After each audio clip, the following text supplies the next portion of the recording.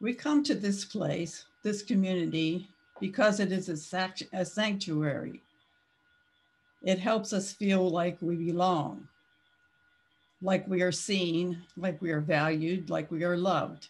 And it should, because that is what we want it to be, a community of people who love and care for one another. As Unitarian Universalists, we are keenly interested and invested in social justice. We want to make the world better. Sometimes that means that we have to have difficult conversations. And there's actually something liberating about that. We are willing to bring our spiritual, religious truths or questions to bear on the reality of this world and how we want to live our lives.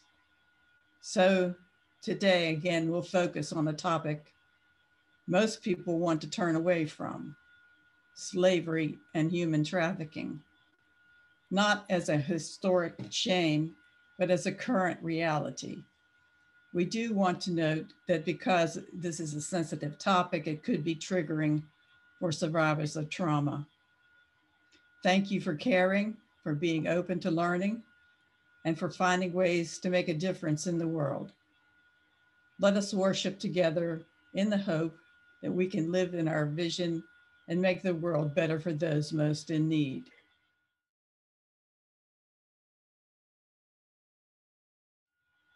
You can't traffic children. No.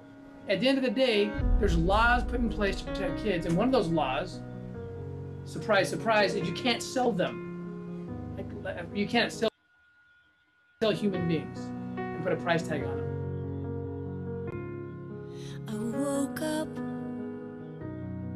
in a place I'd never known, to a nightmare far away from home. My hands are tied, my eyes are scarred, my burning lungs and broken heart are all I know right now. And I feel like screaming out, rescue me, bring me to the light, set me free. Tell me everything will be alright, 'cause I've been locked inside this cage. I can't remember who I used to be. Oh, oh, I need someone to rescue me.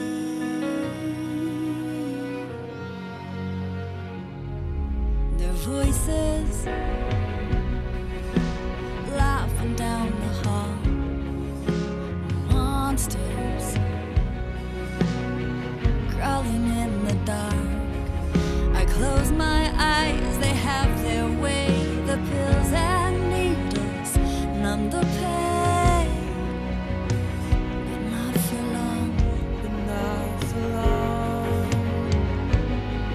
Before I lose it all, rescue me, bring me to the light, set me free. Tell me everything will be alright, 'cause I've been locked inside this cage. I can't remember who I used to be. Oh, I need someone to rescue me. Every night I pray you'll find your way, you'll find your way. 'Cause I can't make it on my own. Know that God will always light your way until the day you help me find my way back home. Rescue me, bring me to the light, set me free. Tell me everything will be alright, 'cause I've been locked inside this cage. I can't remember who I used to be. Oh, I need someone to rescue me.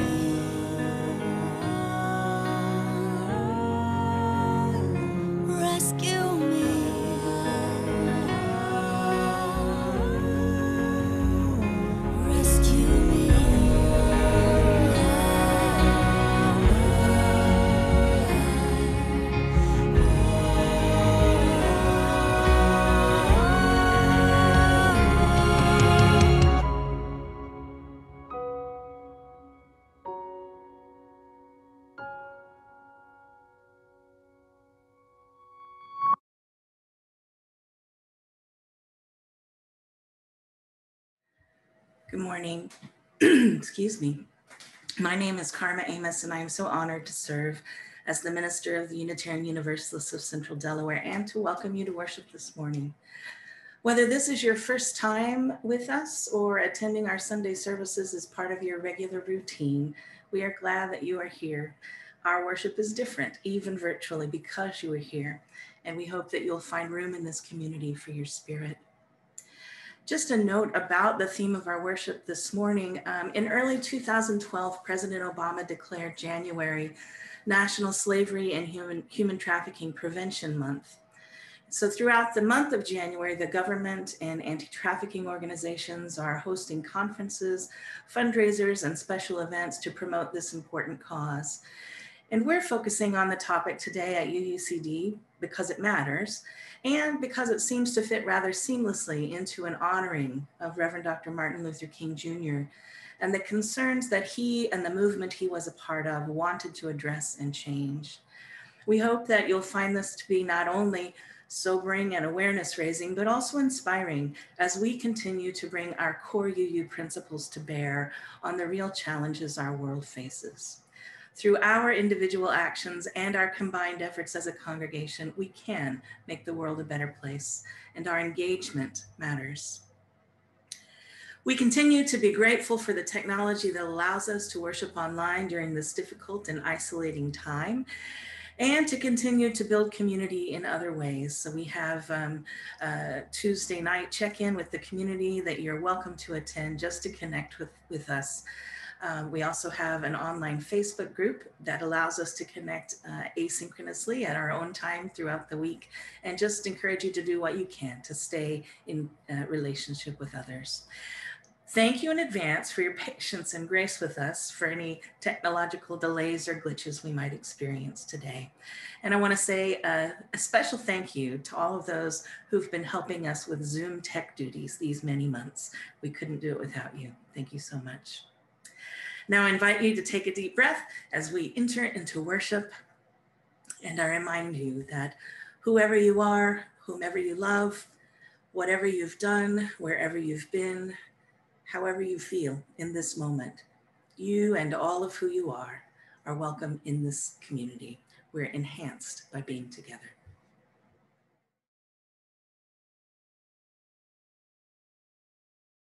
Welcome to our chalice lighting. By the light of this chalice, we prepare for the future. We prepare ourselves for the times of triumph and the times of trial that might come. We prepare ourselves to be present to one another with loving hearts, even in the most difficult of times. We prepare ourselves to make the connections that will lift us out of isolation and prepare the path of justice and equality.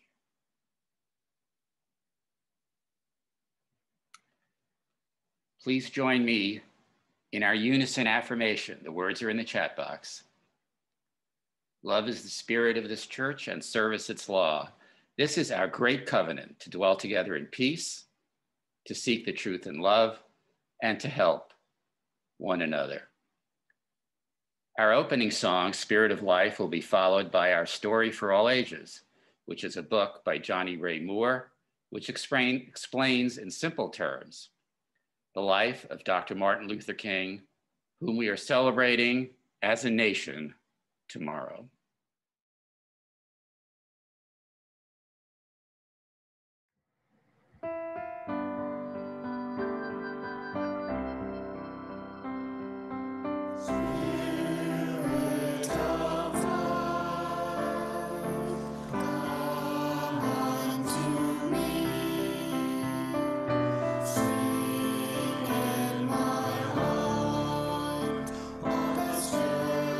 Of God.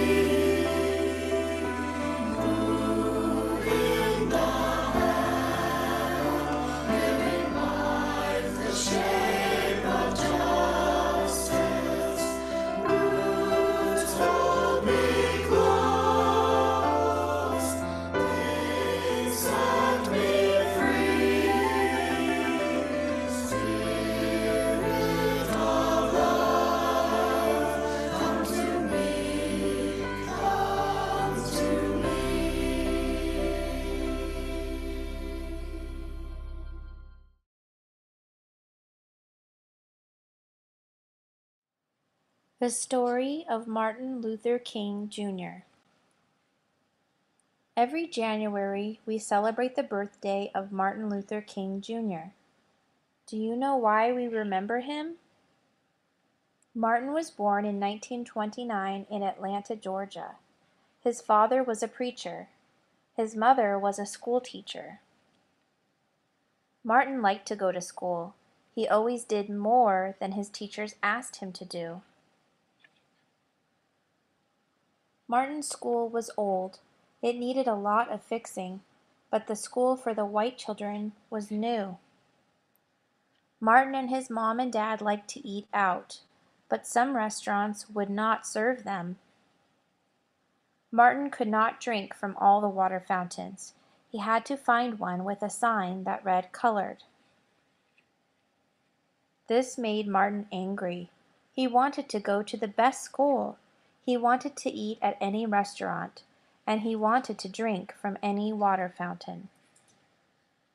When Martin grew up, he became a preacher. One day he spoke to more than 200,000 people. Martin said, "I have a dream that my 4 little children will not be judged by the color of their skin." Martin made his dream come true. Now we can all eat in any restaurant, drink from any water fountain, go to any school, and dream our dreams just like Martin Luther King, Jr.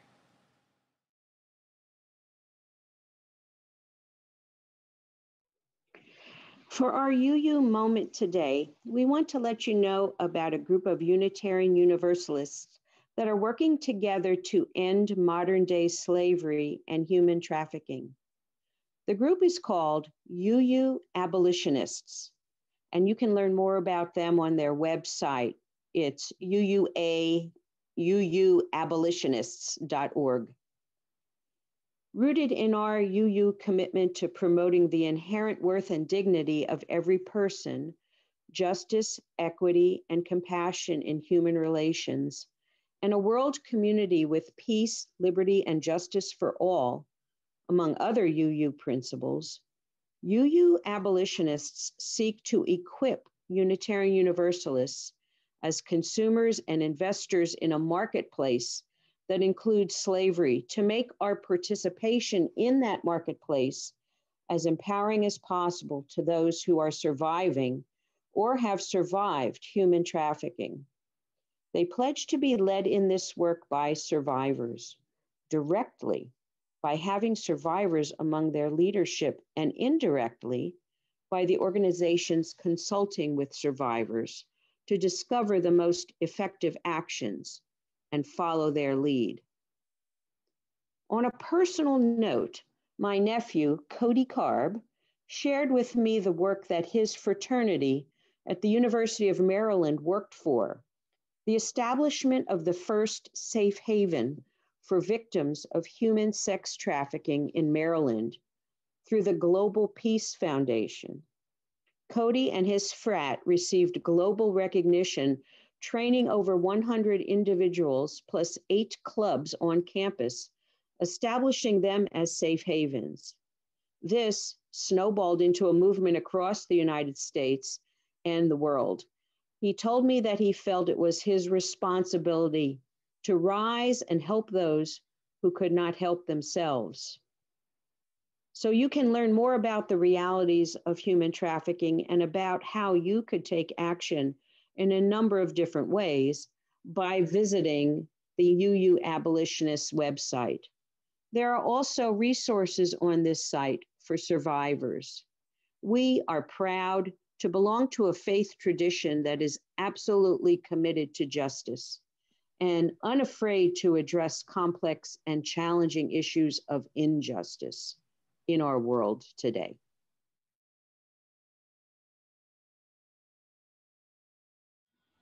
It is now our time of joys and concerns, when we offer one another opportunity to share very briefly what is most in our hearts right now, life celebrations and concerns. As you do so, we invite you to light a candle in your own space. Through the action of sharing and kindling a flame, we give energy to our best thoughts, meditations, sympathies, celebrations, and prayers. We hold these as sacred in our collective hearts. At this time, we invite you to change your view to gallery view in the upper right corner of your screen so that you can see everyone who's here. As you feel led, please unmute your microphone and share your joy or concern and light your candle if you have one. You can watch the mute signals in the lower left of each person's video stream to see if anyone else is unmuted. It's best if we share one at a time. Please mute your mic after you have shared.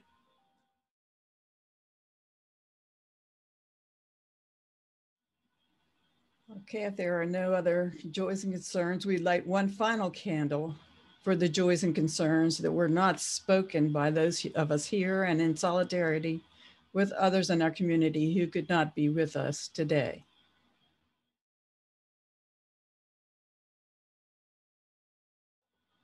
A central part of our worship, both in person and online, is the opportunity we all have to practice the art of generosity and the spiritual practice of gratitude. Our gifts to UUCD are what allow this congregation to thrive with a common vision to nurture our spirits, build community, and hopefully change the world. We're grateful to you for the many ways you support our community, including your financial pledges and offerings. Your gifts matter. And it's one of the ways that you make this world a better place. Every part of the ministry of UUCD, from the worship that grounds us in our values, to the community gatherings that connect us, to our children's education, to our social justice outreach and actions, are supported by your gifts. Thanks for your passion and your generosity. For those who are making pledges or who want to contribute to this community, you can continue to write checks and mail them to us, or you can give online. There are instructions to do both of these things on our website at uucd.org. Just click Support UUCD on the menu bar. You can do that now, during this offering song, or any time that's convenient.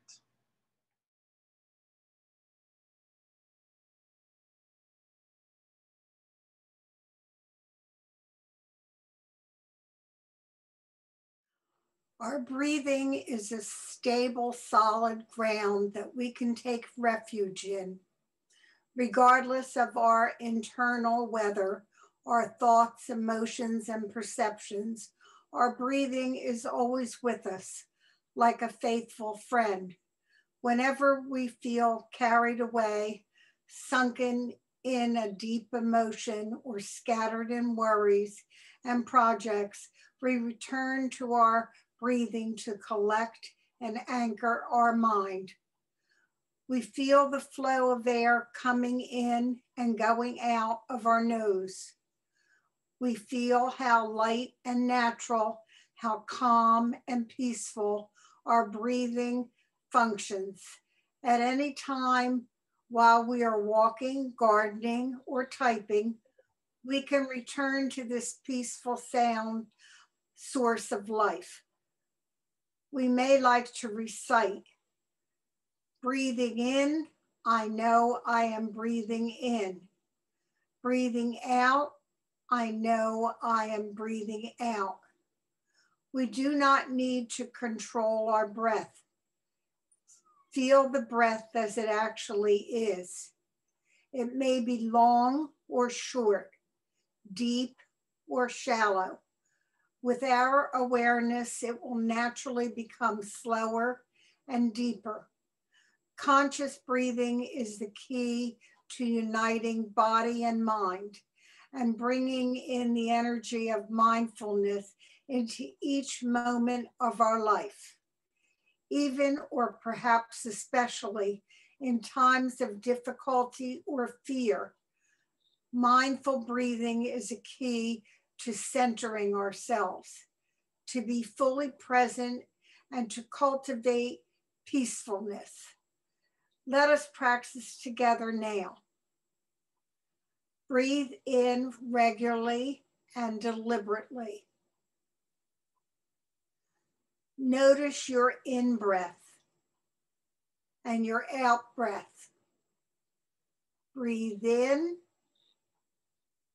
breathe out.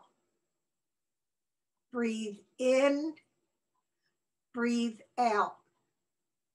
Be at peace, even or perhaps especially in troubling times. Our breathing is a stable, solid ground that we could take refuge in.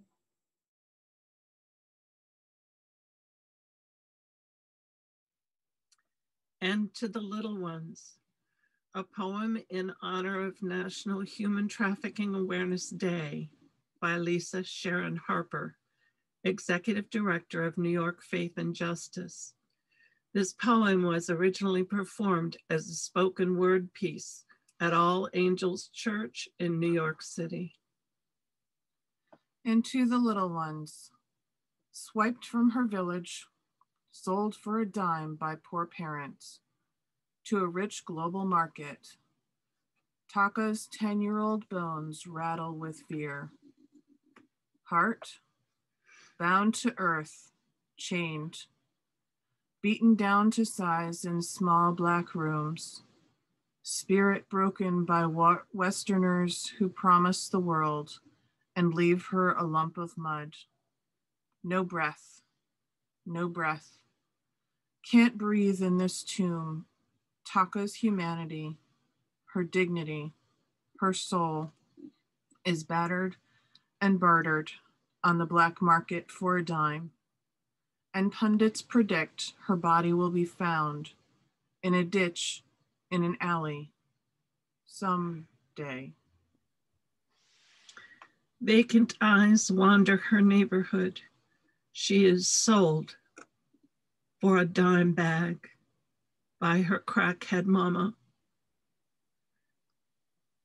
to suits and briefcases with jersey plates.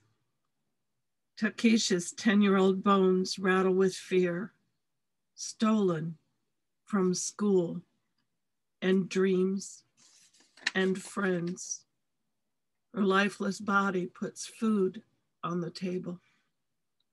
She eats the devil's dinner, and her humanity, her dignity, her soul vanishes. No breath, no breath.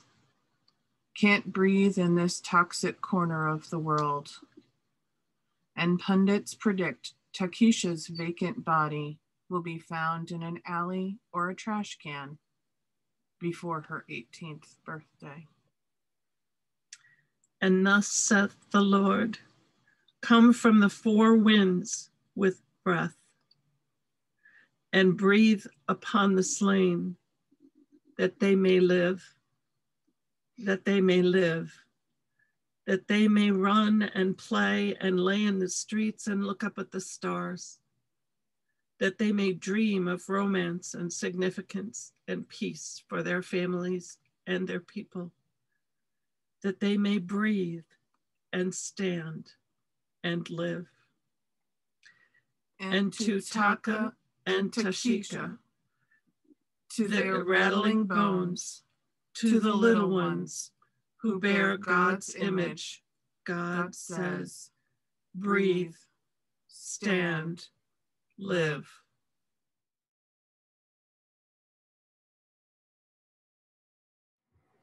I want to begin my reflection this morning with a confession that I have never before focused on modern day slavery and human trafficking in worship, at least not as a theme for a service. And I have another confession that when it was suggested to me that we consider doing so during January this year, I was initially hesitant, something about which I'm not proud. Why the hesitancy? I had to ask myself, and you may also be asking. And I think it's because in my experience, it makes people uncomfortable to face difficult, devastating realities of social injustice in the world, when many of us could simply turn the other way. The truth is that many of us do not have to become aware of or engaged in acknowledging, addressing, or preventing modern day slavery and human trafficking, which is surely a sign of our privilege. I can tell you that ministers all over the world have to grapple every week with whether or not to address topics like this one, not to mention when or how. And knowing that pushback or criticism might likely come from those who don't want to have discussions like this, and certainly don't want to have them in church, too few of us do so. You see, despite the long-standing and widespread acknowledgement that the vocation of ministry is to comfort the afflicted and afflict the comfortable, it's frankly easier not to, especially if we're people pleasers, and many ministers are. However, I also believe deeply that doing justice is a human vocation, which is to say that it's something all of us are called and compelled to do. And it's particularly important for congregations like ours to do so together. This is the weekend and Monday, the holiday that we honor Martin Luther King Jr., who had some very strong opinions on this kind of thing that I believe are helpful to recall and lift up, still very relevant. In fact, I'd like to start by reading some excerpts from his letter from a Birmingham jail. Certainly, it's a text that I think is as valuable as any that people would find scripture or canon in their traditions. And Dr. King wrote this letter in 1964 in response to an advertisement that was taken out in the newspaper on Palm Sunday by 8 prominent white clergymen in Birmingham. These included Methodist, Roman Catholic, and Episcopal bishops, the rabbi of the largest temple, the synod moderator of the Presbyterian Church, and the pastor of the most prestigious Baptist church. And in this ad, they implored King, whom they called an outsider, not to come to town to help organize a peaceful protest that included a boycott of the stores that practiced segregation. These religious leaders called the demonstrations unwise and untimely. They commended law enforcement officials known to use fire hoses and attack dogs against children for their, quote, calm manner. And they urged our own Negro community to withdraw support from these demonstrations, which were meant to raise awareness and engage the larger community in the fight against racial segregation, a topic many at the time found uncomfortable and controversial. And in response to that ad, King wrote these words: "I must honestly reiterate that I've been disappointed with the church. I do not say this as one of those negative critics who can always find something wrong with the church. I say this as a minister who loves the church, who was nurtured in its bosom, who has been sustained by its spiritual blessings, and who will remain true to it as long as the cord of life shall lengthen. When I was suddenly catapulted into the leadership of the bus boycott in Montgomery, Alabama, a few years ago, I felt we would be supported by the white church. I felt that the white ministers, priests, and rabbis of the South would be among our strongest allies. Instead, some have been outright opponents, refusing to understand the freedom movement and misrepresenting its leaders. All too many others have been more cautious than courageous and have remained silent behind the anesthetizing security of stained glass windows. In spite of my shattered dreams, I came to Birmingham with the hope that the white religious leadership of this community would see the justice of our cause and with deep moral concern would serve as the channel through which our just grievances could reach the power structure. I had hoped that each of you would understand, but again, I have been disappointed. I have heard numerous Southern religious leaders admonish their worshipers to comply with a desegregation decision because it is the law. But I have longed to hear white ministers declare, follow this decree because integration is morally right and because the Negro is your brother. In the midst of blatant injustices inflicted upon the Negro, I have watched white churchmen stand on the sideline and mouth pious irrelevancies and sanctimonious trivialities. In the midst of a mighty struggle to rid our nation of racial and economic injustice, I've heard many ministers say, those are social issues with which the gospel has no real concern. And I have watched many churches commit themselves to a completely otherworldly religion, which makes a strange, unbiblical distinction between body and soul, between the sacred and the secular.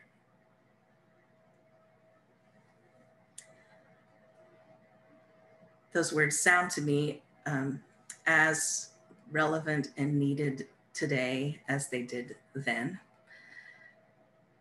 The tendency of individuals of faith, people like us, church leaders like me, congregations like ours, and even entire religious traditions, the tendency to avoid difficult topics related to social justice was and sadly remains strong. And yet doing so, keeping the real world social issues separated from the spiritual life, is a betrayal of the rightful role religion is meant to play in our lives. King wrote passionately about this throughout his ministry, and I think it's a good thing for us to revisit this this year and perhaps every year as we honor his legacy. And today specifically, as we've already discussed, I want to invite us to look at the reality of human trafficking and to reflect on what doing justice might look like for us in this regard. Human trafficking is defined federally as one of two things: either sex trafficking, in which a commercial sex act is induced by force, fraud, or coercion, or in which the person induced to engage in sex work has not attained 18 years of age, regardless of the circumstances. Or secondly, the recruitment, harboring, transportation, provision, or obtaining of a person for labor or services through the use of force, fraud, or coercion for the purpose of subjection to involuntary servitude, peonage, debt bondage, or slavery. The International Labor Organization reports that human trafficking is the fastest growing criminal enterprise of the 21st century, an estimated $150 billion industry that is second only to drugs in terms of organized crime. Here are some additional sobering statistics.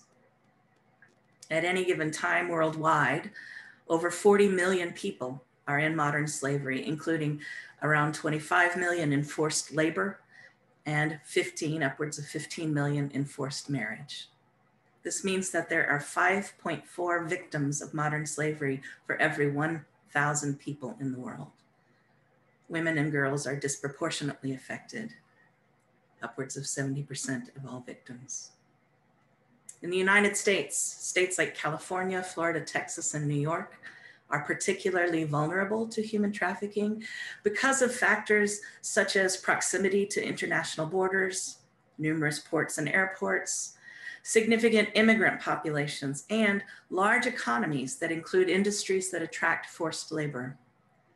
In the United States alone, the human trafficking industry puts approximately $975 million per year into the pockets of traffickers. These traffickers don't discriminate based on gender, class, age, or race. They target, groom, and manipulate people who are vulnerable, those who don't have what they need to survive, or those who long for better lives and more security. Victims may also be highly skilled workers coming to the United States on legitimate visas with the promise of lawful work.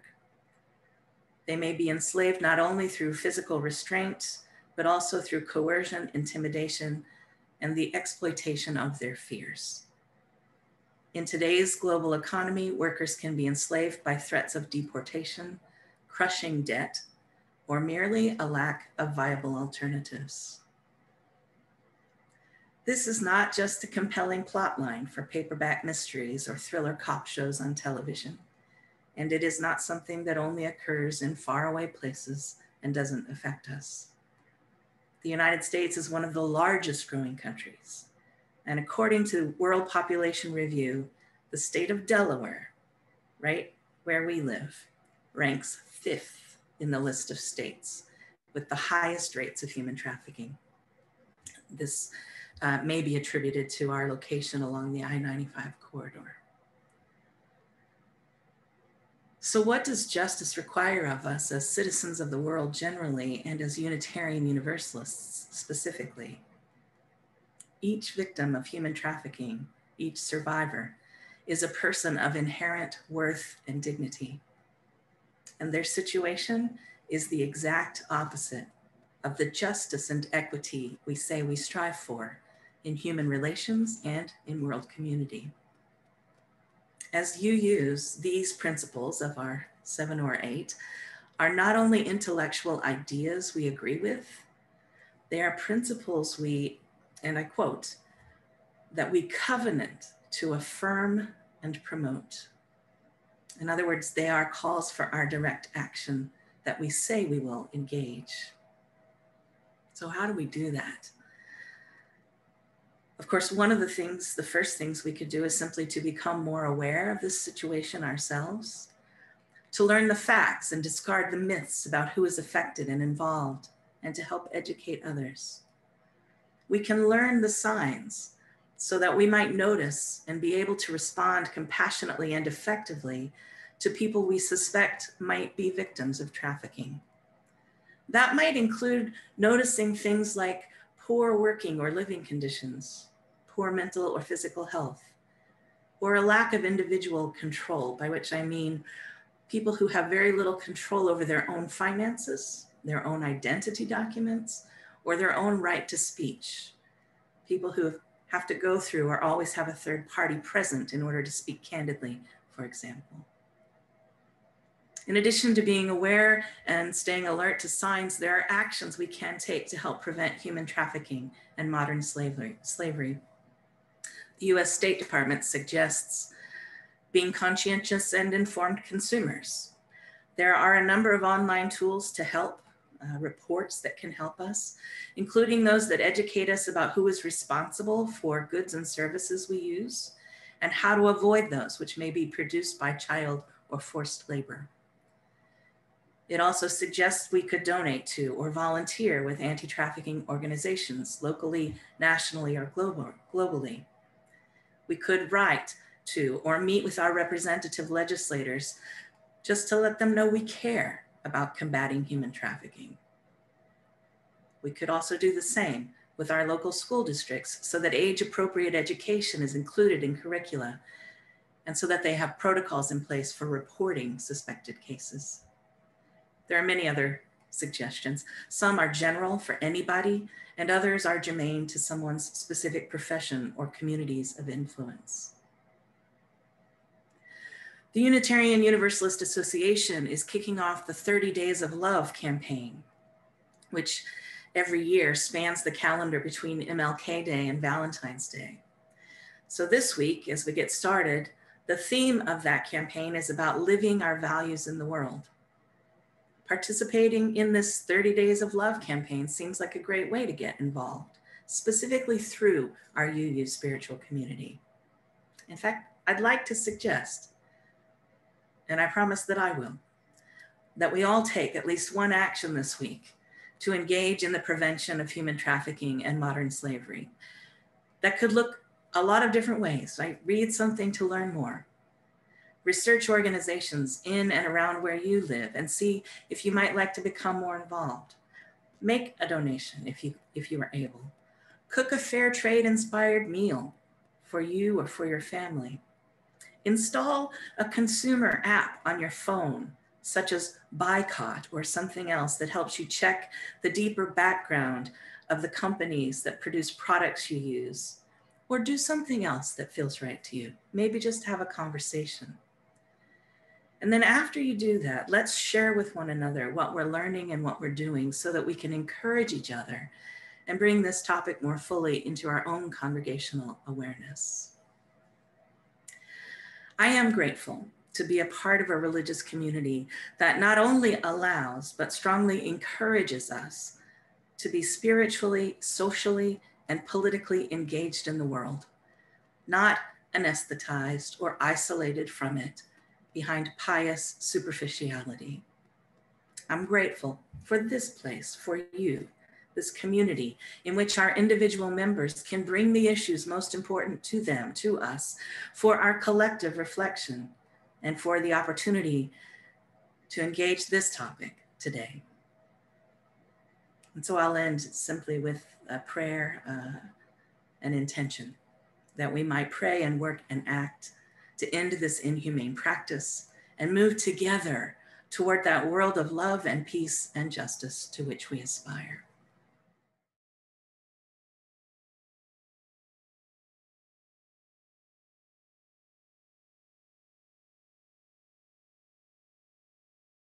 Please join me as we extinguish the chalice. The words are in the chat box. We extinguish this flame, but not the light of truth, the warmth of community, or the fire of commitment. These we carry in our hearts until we are together again.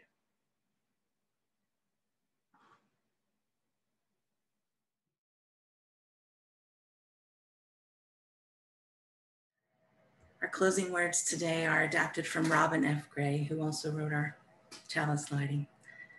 As we prepare to depart, we give voice to these hopes. May we know ourselves bound in community even while we are apart. May a passion for justice burn in our lives.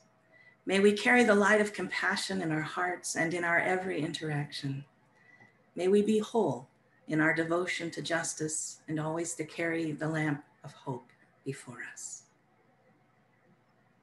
Friends, our virtual worship has ended, but our connection to one another and the earth endures. Go blessed this day to be a blessing for others.